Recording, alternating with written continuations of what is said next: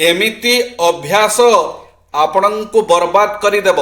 अधिक समय सोई रहिबा, कथा कथारे राग करिबा, सबुबेले अलसुआमी करिबा, सबुबेले नकारात्मक विचार करिबा, लोके कौन कहिबे एहाकु डरिबा, जेकोसी कामकु गुरुत्व न देबा, निज उपरे विश्वास न रखिबा, अन्यकु भरोसा करी बसी रहिबा, समयकु सदुपयोग न करिबा, अधिक लोभ करिबा, अधिक समय मोबाइल चलाइबा, एही व्यक्ति मानंकु प्रतिभावान व्यक्ति कहा जाए।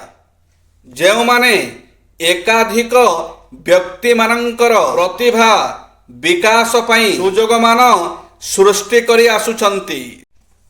काहाकु निंदा करिकी किछि लाभ नाही, कारण भल लोक आपणंकु सबुबेले खुशी देबे, खराप लोक आपणंकु अनुभूति देबे। अधिक खराप लोकठु आमे शिक्षा पाइबा, आउ सबुठु बेस्ट लोक जेउ माने कि आम हृदय रे सबुदिन पई रही जिबे।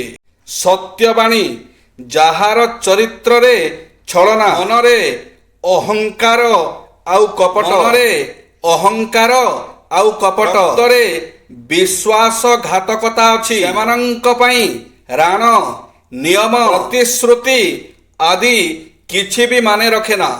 शरीर सुंदर हेबा द्वारा केही सुंदर होई जाई न था। मनीषर सत्कर्म, भल व्यवहार ओ संस्कार मनीष को सुंदर करि थाए। जे राजेंद्र बाबूंक उपहार। डॉक्टर राजेंद्र प्रसाद जेतेबेले राष्ट्रपति थिले, सेतेबेले तांको कन्या तांको देखा करिबा पई राष्ट्रपति भवन आसिले।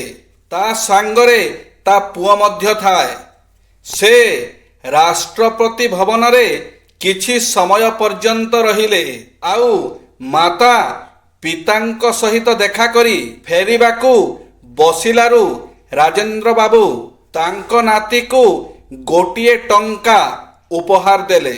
जेतेबेले राजेंद्र बाबूंक पत्नी नाती हातरे गोटिए टंका देखिले, कहिले आपण तो आश्चर्य करिदेले। ते उच्च पदरे थाई आपण नाती को गोटिए टंका उपहार देउछंती। डॉक्टर राजेंद्र प्रसाद सहज भावरे कहिले, मु आकु टंकाटिए देली, एहा कण कम? तुमे ही भाव जेतेबेले मोर वेतन जेते ए देशर पिला अछंती, जदि मु समस्तंकु गोटिए गोटिए टंका दिए, ताहेले कौन मो वेतन पूरा होई परिबो? तांकर से उत्तर सुनी श्रीमती निरुत्तर होई गले।